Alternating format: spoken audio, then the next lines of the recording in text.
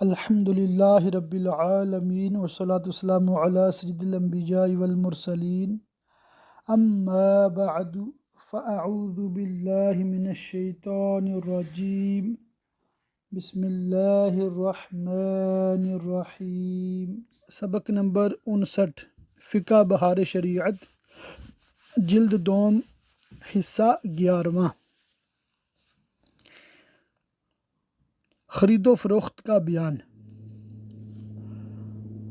وہ خلاقی عالم یعنی کائنات کو پیدا کرنے والا جس کی قدرت کاملہ کا ادراک انسانی طاقت سے باہر ہے، عرش سے فرش تک جدھر نظر کیجیے اسی کی قدرت جلوہ گر ہے۔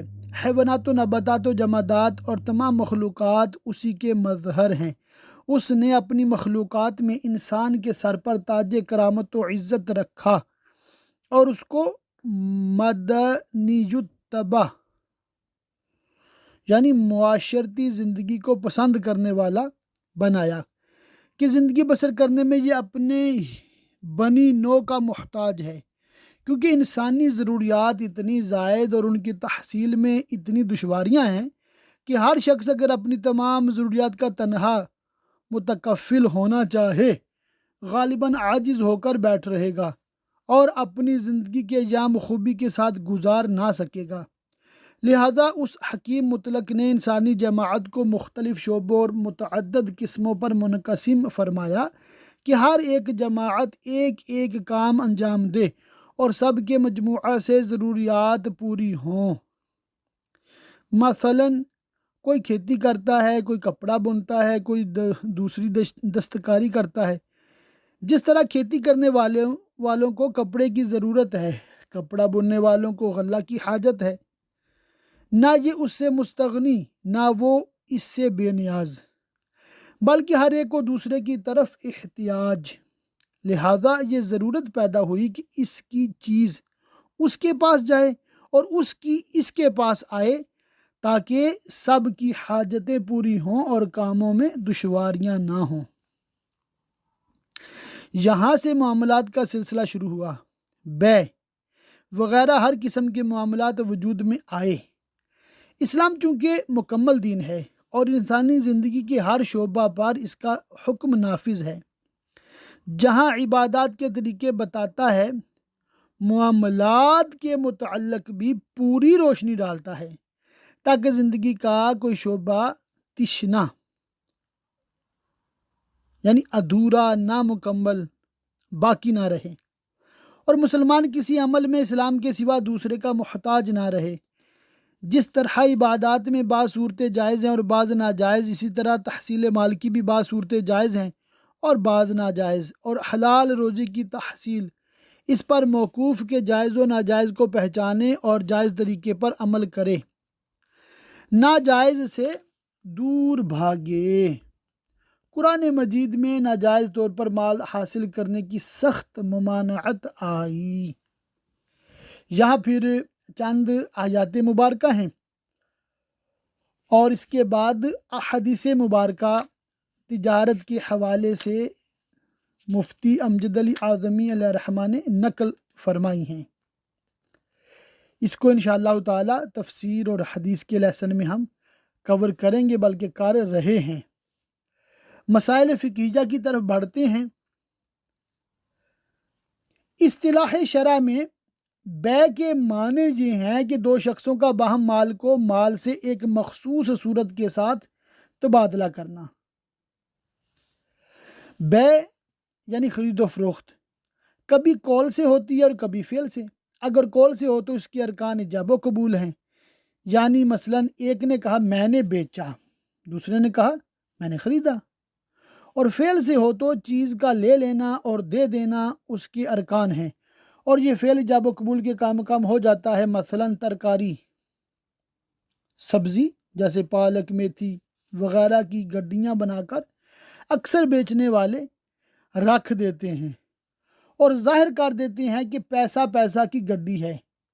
خریدار آتا ہے، ایک پیسہ ڈال دیتا ہے اور ایک گڈی اٹھا لیتا ہے۔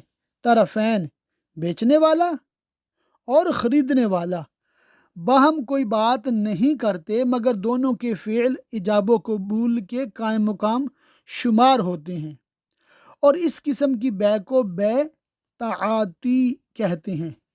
بے کے طرفین میں سے ایک کو بائع اور دوسرے کو مشتری کہتے ہیں۔ تو 3 الفاظ آپ نے یاد کر لینے، ان کے معنی کم از کم عالم کورس اردو کے اسٹوڈنٹس کو آنے چاہیے۔ بے کہتے ہیں خرید و فروخت کو، بائع کہتے ہیں بیچنے والے کو، با سے بائع اور با سے بیچنے والا، ٹھیک ہے، امید ہے اس طرح یاد رہے گا۔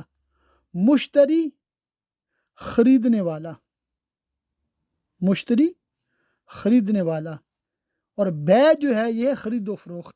بے کیا ہے؟ خرید و فروخت والا معاملہ۔ اس کی تعریف دوبارہ عرض کر دوں، شریعت کی جو اصطلاح ہے، جو ٹرم ہے، اس میں 2 شخصوں کا باہم مال کو مال سے ایک مخصوص صورت کے ساتھ تبادلہ کرنا، یہ ہے بے، یہ ہے خرید و فروخت۔ بے کے شرائط، پہلی شرط ہے بائع اور مشتری کا عاقل ہونا۔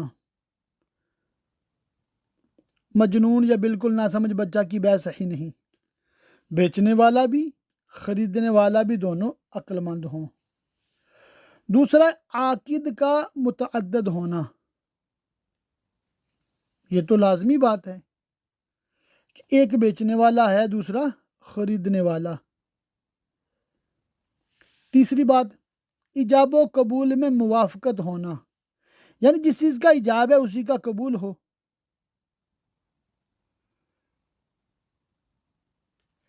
چوتھا ہے ایجاب و قبول کا ایک مجلس میں ہونا۔ پانچواں ہے ہر ایک کا دوسرے کے کلام کو سننا، یہ تو بالکل لازمی بات ہے۔ چھٹا ہے مبی، یعنی جو چیز بیچی جا رہی ہے، چوتھی اصطلاح آ گئی ہے مبی، جو چیز بیچی جا رہی ہے۔ موجود ہونا، مال متقوم ہونا، مملوک ہونا یعنی اس کی ملکیت میں ہو۔ مقدور التسلیم ہونا، مقدور التسلیم کا معنی لکھا ہے حوالہ کرنے پہ قادر ہونا، یعنی کہ بالکل تیار ہے مال۔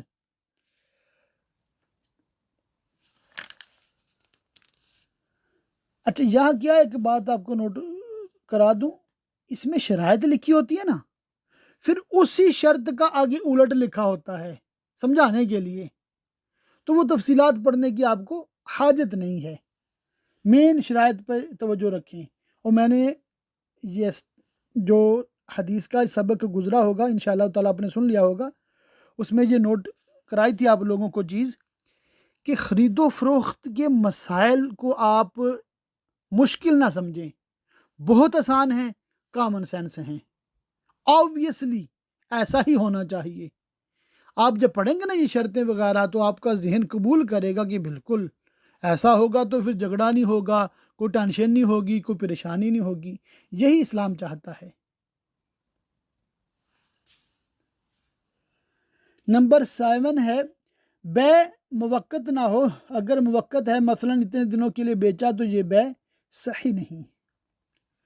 8واں ہے مبی و ثمن دونوں اس طرح معلوم ہو کہ نزاع پیدا نہ ہو سکے، نزاع جھگڑا۔ مبی جو چیز بیچی جا رہی ہے، ثمن جو اس کی قیمت بن رہی ہے، مثال کے طور پہ 1 کلو گوشت 1000 روپے کا، تو یہ 1 کلو گوشت جو ہے یہ مبی ہے اور 1000 اس کی قیمت ہے، ثمن ہے، پرائس ہے۔ اب بے کا حکم کیا ہوتا ہے؟ بے کا حکم یہ ہے کہ مشتری مبی کا مالک ہو جائے اور بائع ثمن کا، جس کا نتیجہ یہ ہوگا کہ بائع پر واجب ہے کہ مبی کو مشتری کے حوالے کرے اور مشتری پر واجب ہے کہ بائع کو ثمن ادا کر دے۔ تو یہ ایک بنیادی بات ہے۔ ایجاب و قبول ایسے 2 لفظ جو تملک کا افادہ کرتے ہوں، یعنی جن کا یہ مطلب ہو کہ چیز کا مالک دوسرے کو کر دیا یا دوسرے کی چیز کا مالک ہو گیا، ان کو ایجاب و قبول کہتے ہیں۔ ان میں سے پہلے کلام کو ایجاب اور اس کے مقابل بعد والے کلام کو قبول۔ مثال ہے، بائے نے، بیچنے والے نے کہا میں نے یہ چیز اتنے دام میں بیچی، مشتری یعنی خریدنے والے نے کہا میں نے خریدی۔ تو بائے کا کلام ایجاب ہے، مشتری کا قبول۔ اور اگر مشتری پہلے کہتا کہ میں نے یہ چیز اتنے میں خریدی تو یہ ایجاب ہوتا اور بائے کا لفظ قبول کہلاتا۔ دونوں صورتیں جائز ہیں، بائے ایجاب کر دے مشتری قبول کر لے، مشتری ایجاب کر دے بائے قبول کر لے۔ ٹھیک ہے، ٹھیک ہے۔ آج کل بڑے بڑے سٹور بنے ہوئے ہیں، وہاں پر ہر چیز کی فکس قیمت ہے۔ ٹھیک ہے، آپ جاؤ سٹور میں، اپنی ٹرالی میں سامان رکھو، باسکٹ میں سامان رکھو، اٹھا کے کاؤنٹر پہ لے کر آؤ، وہ سکین کر کے بل بنا دیتے ہیں، کوئی بحث ہی نہیں ہے، کوئی شور نہیں ہے، کوئی شرابہ نہیں ہے، اٹھاؤ جاؤ چلو جی پیمنٹ کرو۔ تو یہ بے تعاطی عام طور پہ چلتی ہے۔ اور پاکستان میں ہوتا تھا باٹا ریٹ، شوز کے حوالے سے ہوتا تھا زیادہ تر، کہ ایک دام، ہاں ایک دام ایسے کچھ لکھا ہوتا تھا۔ تو وہ بھی طریقہ بڑا زبردست ہے کہ کوئی جاننے والا آئے وہی قیمت، نہ جاننے والا آئے وہی قیمت، وہ جس کو ڈسکاؤنٹ دینا چاہیں یا مفت میں دینا چاہیں تو دکاندار کی مرضی ہے، مگر باٹا ریٹ میں یہ ہوتا کہ آسانی رہتی ہے۔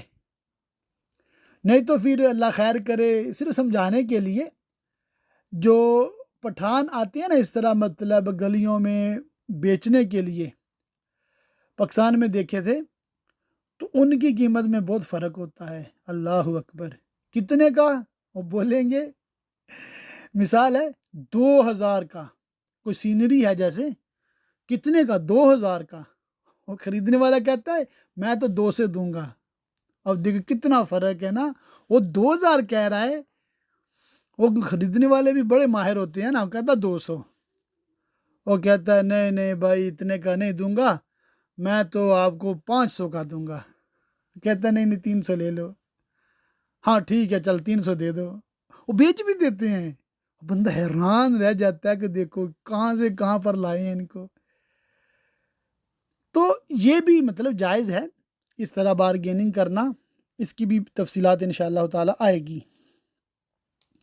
مگر جب ایجاب و قبول ہو گیا، جیسے بیچنے والے نے کہا میں نے 300 میں بیچی، خریدنے والے نے کہا میں نے 300 میں خریدی، تو بھائی تام ہو گئی۔ تو ایجاب و قبول کے الفاظ کسی بھی زبان میں ہوں، اس کا مفہوم اور معنی دونوں سمجھتے ہوں کہ بھئی یہ خریدا بیچا جا رہا ہے، اور پہلے شرط آپ نے پڑھ ہی لی تھی بھی عاقل ہوں، ٹھیک ہے، پتہ تو ہونا بھی کیا ہو کیا رہا ہے۔ خیار قبول، مسئلہ نمبر 19 ہے عاقدین، یہ جو معاملہ کرنے والے ہیں، ان میں سے جب ایک نے ایجاب کیا تو دوسرے کو اختیار ہے کہ مجلس میں قبول کرے یا رد کر دے، اسی کا نام خیار قبول ہے، قبول کرنے کا اختیار۔ خیار قبول میں وراثت نہیں جاری ہوتی، مثلا یہ مر جائے تو اس کے وارث کو قبول کرنے کا حق حاصل نہیں ہوگا۔ خیار قبول آخر مجلس تک رہتا ہے، مجلس بدل جانے کے بعد جاتا رہتا ہے۔ یہ بھی ضروری ہے کہ ایجاب کرنے والا زندہ ہو، اگر ایجاب کے بعد قبول سے پہلے مر گیا تو اب قبول کرنے کا حق نہ رہا۔ تو یہ بھی مطلب وہی میں نے بات کی، کامن سینس مسئلہ ہے، اس پہ تو کسی کو کوئی دوسری آبجیکشن نہیں ہے۔ مسئلہ 21 ہے، دونوں میں سے کوئی بھی اس مجلس سے اٹھ جائے یا بیع کے علاوہ کسی اور بات میں مشغول ہو جائے تو ایجاب باطل ہو جاتا ہے۔ ٹھیک ہو گیا۔ بیع تعاطی، جیسے میں نے سپر سٹورز کی مثال دی تھی، بیع تعاطی جو بغیر لفظی ایجاب و قبول کے محض چیز لے لینے اور دے دینے سے ہو جاتی ہے، یہ صرف معمولی اشیاء، ساگ ترکاری وغیرہ کے ساتھ خاص نہیں، بلکہ یہ بیع ہر قسم کی چیز نفیس و خسیس ہوتی ہے، گھٹیا، کمزور، خراب، سب میں ہو سکتی ہے۔ اور جس طرح ایجاب و قبول سے بیع لازم ہو جاتی ہے، یہاں بھی سمن دینے اور چیز لے لینے کے بعد بیع لازم ہو جاتی ہے کہ بغیر دوسرے کی رضامندی کے رد کرنے کا کسی کو حق نہیں۔ مسئلہ 26 ہے، اگر ایک جانب سے تعاطی ہو، مثلا چیز کا دام طے ہو گیا اور مشتری چیز کو بائع کی رضامندی سے اٹھا لے گیا اور دام نہ دیا یا مشتری نے بائع کو ثمن ادا کر دیا اور چیز بغیر لیے چلا گیا تو صورت میں بھی بیع لازم ہوتی ہے کہ اگر ان دونوں میں سے کوئی بھی رد کرنا چاہے تو رد نہیں کر سکتا، قاضی بیع کو لازم کر دے گا۔ مبی اور ثمن، آپ نوٹ کر رہے ہوں گے میں کافی مثال چھوڑ رہا ہوں، دانستہ چھوڑ رہا ہوں، کیونکہ ہم نے مین جو ٹاپک ہے اصل وہ پڑھنا ہے۔ گہرائی میں جائیں گے نا تو ایک ہی ٹاپک اللہ خیر کرے 1 سال تک چل سکتا ہے شرح و بسط کے ساتھ، سمجھے؟ جیسے ہے نا علماء فرماتے ہیں کہ کسی نے فرمایا تھا میں سورہ فاتحہ کی تفسیر لکھنے بیٹھوں، غالباً ایسا قول تھا کہ اتنا لکھوں تو 70 اونٹ اس کا وزن اٹھائیں، سبحان اللہ۔ اور اس پہ پھر علامہ جلال الدین سیوطی شافعی علیہ رحمہ نے لکھا بھی ہے کچھ تھوڑا سا کہ بھی اس طرح سے اگر تفسیر لکھی جائے نا تو یہ 70 اونٹ بھی کم پڑ جائیں گے۔ تو ہم مطلب کیا کر رہے ہیں اس میں عالم لیول پر، صرف اس کو پڑھ رہے ہیں عالم لیول پر، اور آپ نے جو اسپیشلائز کرنا ہو نا، تخصص کرنا ہو کسی بھی موضوع میں، کسی بھی شعبے میں، کسی بھی فن میں، تو وہ آپ کر سکتے ہیں۔ اور دوسری بات یہ کہ بنیادی چیزیں، بنیادی معلومات حاصل کر لیں عالم کورس اردو میں، بعد میں اللہ خیر کرے ان کتابوں کو بھی تفصیلی پڑھیں، اور اسی موضوع پہ مزید کتابیں اگر اویلیبل آپ کو ہوتی ہیں ان کو آپ پڑھیں، اتنا پڑھیں کہ آپ نہ صرف عوام بلکہ علماء کو بھی مشورے دینے والے بن سکتے ہیں، اور بالکل یقین میرا کرے بن سکتے ہیں، بس توجہ ہونی چاہیے۔ مبی اور ثمن، مسئلہ 33 ہے، عقد میں جو چیز معین ہوتی ہے کہ جس کو دینا کہا اسی کا دینا واجب ہے، اس کو مبی کہتے ہیں، اور جو چیز معین نہ ہو وہ ثمن ہے۔ اشیاء 3 قسم پر ہے، ایک وہ کہ ہمیشہ ثمن ہو، دوسری وہ کہ ہمیشہ مبی ہو، تیسری وہ کہ کبھی ثمن ہو کبھی مبی۔ جو ہمیشہ ثمن ہے وہ روپیہ اور اشرفی ہے، ان کے مقابل میں کوئی چیز ہو، ان کو بیچنا کہا جائے یا ان سے بیچنا کہا جائے، ہر حال میں یہی ثمن ہے۔ پیسے بھی ثمن ہے کہ معین کرنے سے معین نہیں ہوتے مگر ان کی ثمنیت باطل ہو سکتی ہے۔ جو ہمیشہ مبی ہو ایسی چیز ہے کہ ذوات الامثال سے نہ ہو۔ اب یہ نا مشکل الفاظ ہیں، ان کے معانی بھی ساتھ غور سے پڑھیں گے انشاءاللہ تعالیٰ تو سمجھ آ جائیں گے۔ ذوات الامثال کسے کہتے ہیں؟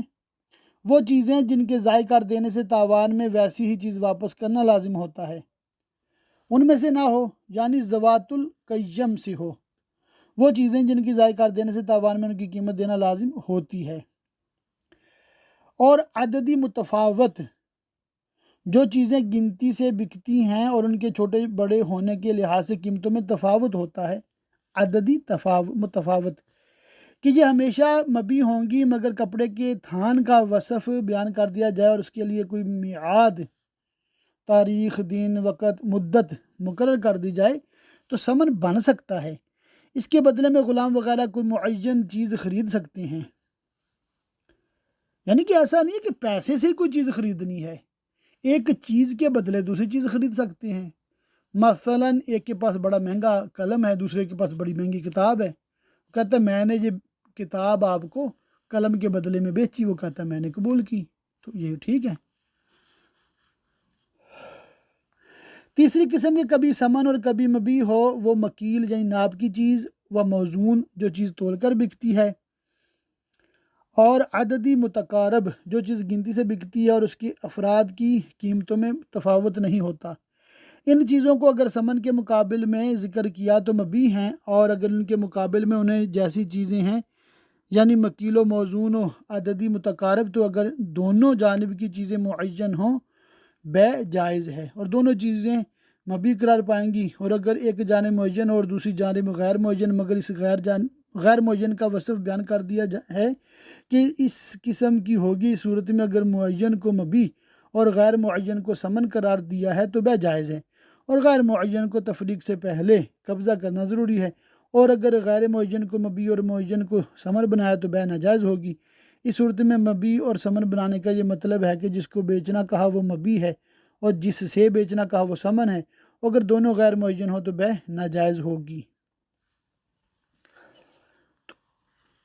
समन का हाल व मुअज्जल होना। बै में कभी समन हाल होता है यानी फ़ौरन देना, और कभी मुअज्जल एक अजल होती है, एक मतलब उसकी अदा के लिए कोई मियाद मुअय्यन का जिक्र कर दी जाए। क्योंकि मियाद मुअय्यन ना होगी तो झगड़ा होगा। असल ये है कि समन हाल हो, लिहाजा अकद में इस कहने की ज़रूरत नहीं कि समन हाल है, बल्कि अकद में समन के मुतालिक अगर कुछ ना कहा जब भी फ़ौरन देना वाजिब होगा। और समन मुअज्जल के लिए ये ज़रूर है कि अकद ही में मुअज्जल होना जिक्र किया जाए। मतलब ये तो कॉमन सेंस है ना। एक मिसाल के तौर पे कोई बंदा समोसे बेच रहा है, वो कहता है जी मैंने ये 2 समोसे आपको बेचे, वो कहा जी मैंने ख़रीदे, 2 समोसे लेके चलने लगा। वो कहा किधर भाई पैसे, किधर जा रहे हो पैसे इसके? वो कहा जी मैं तो आपको कल पेमेंट करूँगा। वो कहते इधर रख, मैं इसको कैश पेमेंट चाहिए मुझे, समोसे भी कल ही खा लेना। तो अगर उसने कल पेमेंट करनी है ना, तो ये ऐसा ना करे कि मैंने ख़रीदे और बेचे, वो कहे कि मैं कल पेमेंट करूँगा, क्या आप मुझे बेचते हैं? उसको समझ आता है तो ठीक है, नहीं समझ आता तो कहते नहीं बेचता। तो उधार पे बेचा जा सकता है मगर उसका जिक्र हो। मियाद के मुतालिक इख्तिलाफ हुआ, बाई कहता है मियाद थी ही नहीं, और मुश्तरी मियाद होता बताता है, मियाद होना बताता है, तो गवाह मुश्तरी के मोतबर हैं और कौल बाई का मोतबर हैं। और अगर मिकदार मियाद में इख्तलाफ हुआ, एक कम बताता है और एक ज़्यादा, तो उसकी बात मानी जाएगी जो कम बताता है। और गवाह यहाँ भी, अच्छा ये मामला जो है ना ये हमारे लेवल का है ही नहीं, ठीक है, इस पे आप ज़्यादा गौर खौज ना करें। ये जब काजी के पास मामला होगा इंशाअल्लाह ताला, या आप काजी बनेंगे तो ये उसमें आप तफसीलात पढ़ लेंगे। मुख्तलिफ किस्म के सिक्के चलते हों इसकी सूरतें। मसला 42 है। किसी जगह मुख्तलिफ किस्म के रुपए चलते हों और आकिद ने मुतलक रुपया कहा, तो वो रुपया मुराद लिया जाएगा जो पेशतर इस शहर में चलता है। अच्छा इसमें भी मुख्तसर यही है, आम तौर पे ऐसी मार्केट में आप जाएंगे नहीं कि कोई हो इंटरनेशनल लेवल की मार्केट भी, उसमें दिरहम भी चलता है, पाउंड भी चलता है, यूरो भी चलता है, डॉलर भी चलता है। तो वहाँ तो ज़रा क्लियर करना होगा भी क्या कौन सा पैसा, ठीक है। और आम तौर पे पाकिस्तान में पाकिस्तानी रुपया ही चलता है, इंडिया में इंडियन रुपीज़ चलते हैं, और यूके में तो पाउंड ही चलता है। माप और तोल और तखमीना से बै। गेहूं और जोर हर किस्म के गल्ला की बै तोल से भी हो सकती है और माप के साथ भी। मसला 45, जिन्स को जिन्स के साथ तखमीनन बै किया, अगर उसी मजलिस में मालूम हो गया कि दोनों बराबर हैं तो बै जायज़ होगी, ठीक। मसला 49, बकरियों का गल्ला यानी रेवड़ ख़रीदा कि उसमें की हर बकरी 1 रुपया को, या कपड़े का थान ख़रीदा कि हर एक गज़ 1 रुपया को, या इसी तरह कोई और अददी मुतफावत ख़रीदा और मालूम नहीं कि गल्ला में कितनी बकरियां और थान में कितने गज़ कपड़ा, मगर बाद में मालूम हो गया, तो साहिबान के नज़दीक बात जायज़ और इसी पर फतवा है। यानी कि पहले तो नहीं पता था अभी 100 बकरियां हैं, अंदाज़ा था अभी होंगी 80-90, और बात होगी भी मैंने सारी ख़रीदी हैं और एक बकरी 1 रुपए की, मिसाल एक पुराने दौर के हिसाब से है। तो जब काउंटिंग हुई तो उन्होंने कभी 100 हैं, कहते ये लो 100 रुपया, ख़त्म, मामला ठीक हो गया। अच्छा एक ज़मीन, मसला 57 है, एक ज़मीन ख़रीदी कि उसमें इतने फलदार दरख्त हैं, मगर एक दरख्त ऐसा निकला जिसमें फल नहीं आते, तो बै फासद हो गई। इसी तरह भी इतने कमरे हैं तो कमरे कम निकले, तो ये भी फासद हो गई। भी जो कहा था ऐसा माल ही नहीं है, तो ये मामला नहीं होगा, आगे नहीं चलेगा। क्या चीज़ बै में तबअन दाखिल होती है और क्या चीज़ नहीं। मसला नंबर 1 58 है। कोई मकान ख़रीदा तो जितने कमरे कोठरियाँ हैं सब बै में दाखिल हैं। वो ऐसा नहीं क्या सा भी मैंने मकान तो सारे ही बेचा है मगर ये कमरा मेरा है, ज़ाहिर ऐसा तो नहीं होता। जो चीज़ मबी के साथ मुत्तसिल हो उसका इत्तिसाल करार हो, यानी उसकी वजह इसलिए नहीं है कि जुदा कर ली जाएगी, तो ये भी बै में दाखिल होगी। मकान का जीना या लकड़ी का जीना جو مکان کے ساتھ متصل ہو، کیواڑ اور چوکھٹ اور کنڈی، اور وہ جو کفل جو کیواڑ میں متصل ہوتا ہے، اور اس کی کنجی، دکان کے سامنے جو تختے لگے ہوتے ہیں، یہ سب بے میں داخل ہیں، اور وہ کفل جو کیواڑ سے متصل نہیں بلکہ الگ رہتا ہے، تالا، کفل تالا، جیسے عام طور پر تالے ہوتے ہیں، یہ بے میں داخل نہیں بلکہ یہ بائے لے گا۔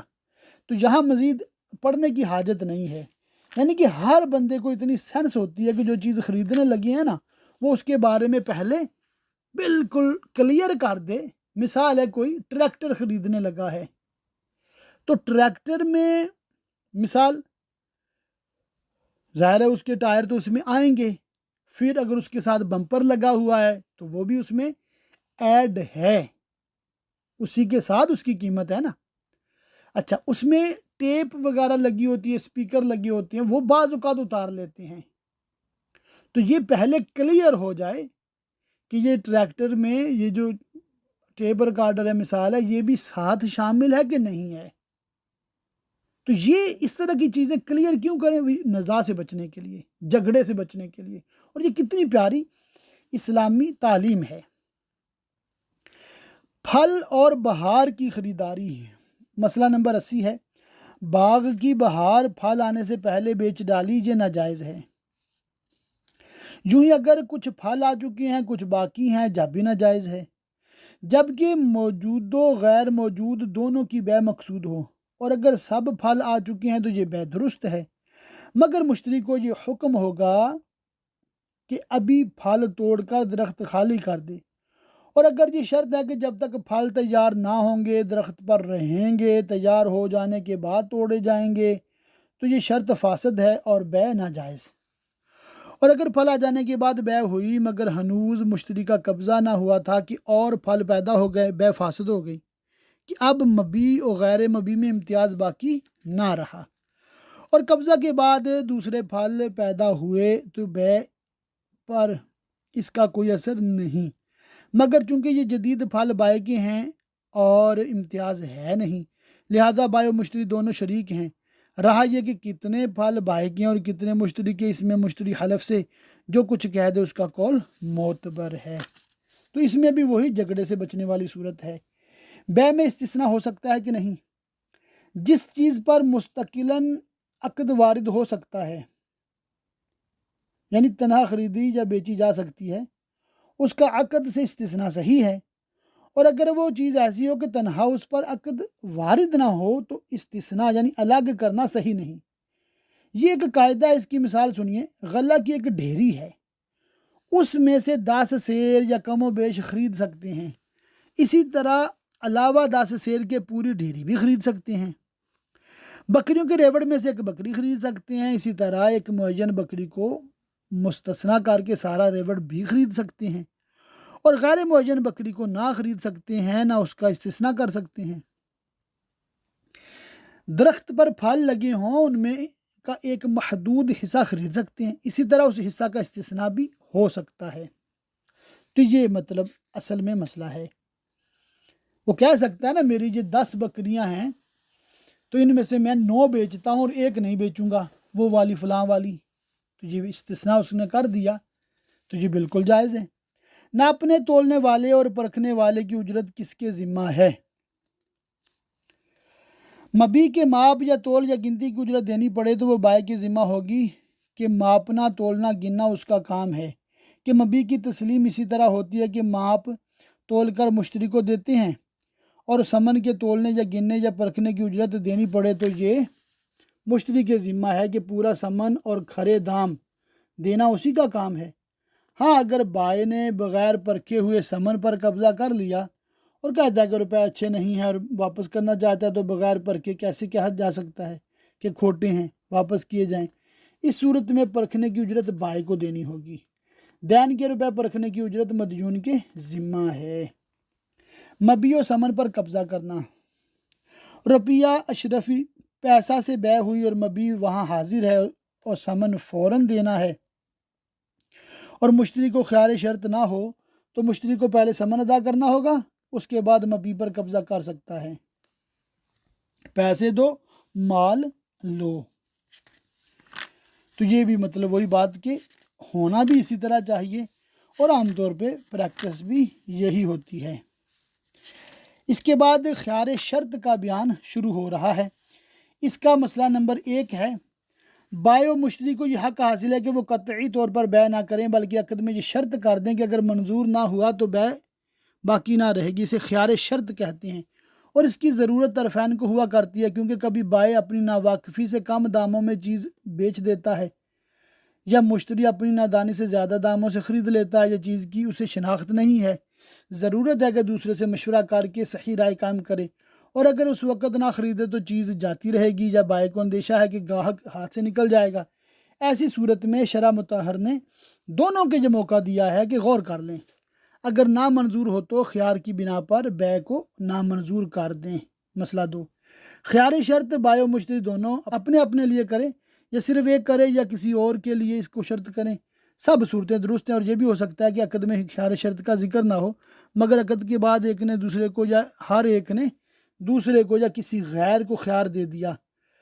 عقد سے پہلے خیار شرط نہیں ہو سکتا، یعنی اگر پہلے خیار کا ذکر آیا مگر عقد میں ذکر نہ آیا، نہ بعد میں عقد اس کی شرط کی، مثلا بیع سے پہلے یہ کہہ دیا کہ جو بیع تم سے کروں گا اس میں نے تم کو خیار دیا، مگر عقد کے وقت بیع مطلق واقع ہوئی تو خیار حاصل نہ ہوا۔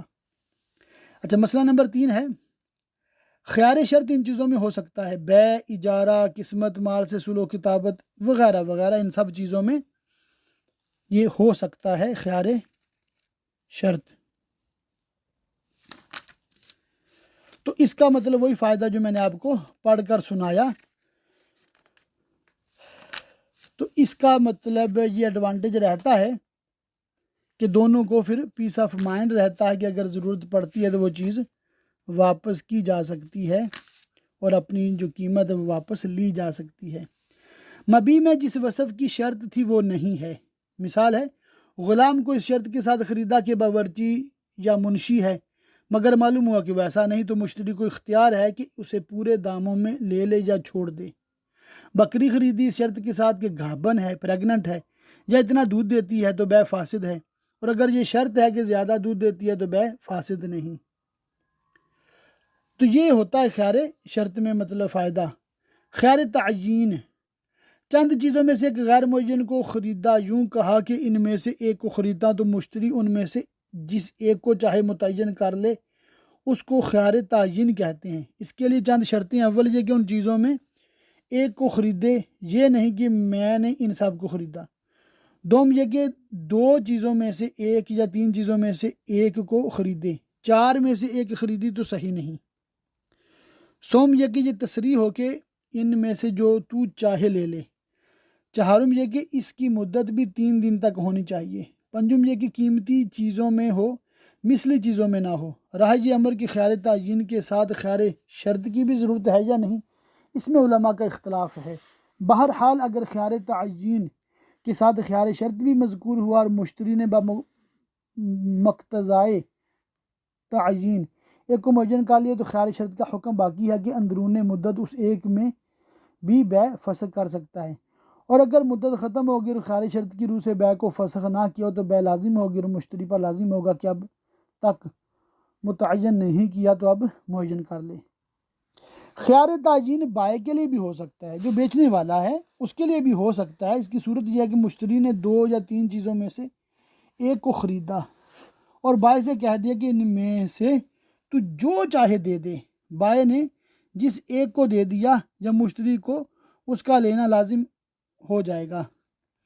ہاں، بائع وہ دے رہا ہے جو عیبدار ہے، اور مشتری لینے پر راضی ہے تو خیر ٹھیک ہے، ورنہ بائع مجبور نہیں کر سکتا، اور اگر مشتری عیبدار کے لینے پر تیار نہ ہوا تو ان میں سے دوسری چیز لینے پر بھی بائع اب اس کو مجبور نہیں کر سکتا، اور اگر دونوں چیزوں میں سے ایک بائع کے پاس ہلاک ہو گئی تو جو باقی ہے وہ مشتری پر لازم کر سکتا ہے۔ خریدار نے دام طے کر کے بغیر بیع کیے چیز پر قبضہ کیا۔ خریدار نے کسی چیز کا نرخ اور ثمن طے کر لیا، مگر ابھی خرید و فروخت نہیں ہوئی اور چیز پر قبضہ کر لیا۔ یہ چیز اس کی ضمان میں ہے، ہلاک و ضائع ہو جائے تو اس کو تاوان دینا ہوگا، اور یہ تاوان اس شے کی واجبی قیمت ہوگا، خواہ یہ قیمت اتنی ہی ہو جتنا ثمن قرار پایا ہے، یا اس سے زیادہ ہو یا کم ہے۔ خیار روجت کا بیان، کبھی ایسا ہوتا ہے کہ چیز کو بغیر دیکھے بالے خرید لیتے ہیں اور دیکھنے کے بعد وہ چیز ناپسند ہوتی ہے۔ ایسی حالت میں شرع مطہر نے مشتری کو یہ اختیار دیا ہے کہ اگر دیکھنے کے بعد چیز کو نہ لینا چاہے تو بیع کو فسخ کر دے۔ اس کو خیار روجت کہتے ہیں۔ مسئلہ نمبر 1، بائع نے یعنی بیچنے والے نے ایسی چیز بیچی جس کو اس نے دیکھا نہیں، مثلاً اس کو میراث میں کوئی شے ملی اور بے دیکھی بیچ ڈالی، بیع صحیح ہے، اس کو یہ اختیار نہیں کہ دیکھنے کے بعد بیع کو فسخ کر دے۔ مسئلہ 2، جس مجلس میں بیع ہوئی اس میں مبی موجود ہے مگر مشتری نے دیکھی نہیں، مثلاً پیپے میں گھی یا تیل تھا یا بوریوں میں غلہ تھا یا گٹھری میں کپڑا تھا اور کھول کر دیکھنے کی نوبت نہیں آئی، وہاں مبی موجود نہ ہو اس وجہ سے نہیں دیکھی، بہرحال دیکھنے کے بعد خریدار کو خیار حاصل ہے، چاہے بیع کو جائز کرے یا فسخ کر دے۔ مبی کو بائع نے جیسا بتایا تھا ویسی ہی ہے یا اس کے خلاف، دونوں صورتوں میں دیکھنے کے بعد بیع کو فسخ کر سکتا ہے۔ مسئلہ 3، اگر مشتری نے دیکھنے سے پہلے اپنی رضامندی کا اظہار کیا یا کہہ دیا کہ میں نے اپنا خیار باطل کر دیا، جب بھی دیکھنے کے بعد فسخ کرنے کا حق حاصل ہے کہ یہ خیار ہی دیکھنے کے وقت ملتا ہے، دیکھنے سے پہلے خیار تھا ہی نہیں، لہذا اس کو باطل کرنے کے کوئی معنی نہیں ہے۔ مسئلہ نمبر 5 ہے، خیار روجت 4 مواقع میں ثابت ہوتا ہے۔ کسی شے معین کی خریداری، اجارہ، تقسیم، مال کا دعویٰ تھا اور شے معین پر مصالحت ہو گئی۔ تو یہ بھی مطلب اسلام کی تعلیمات کا حسن ہے۔ مبی میں کیا چیز دیکھی جائے گی؟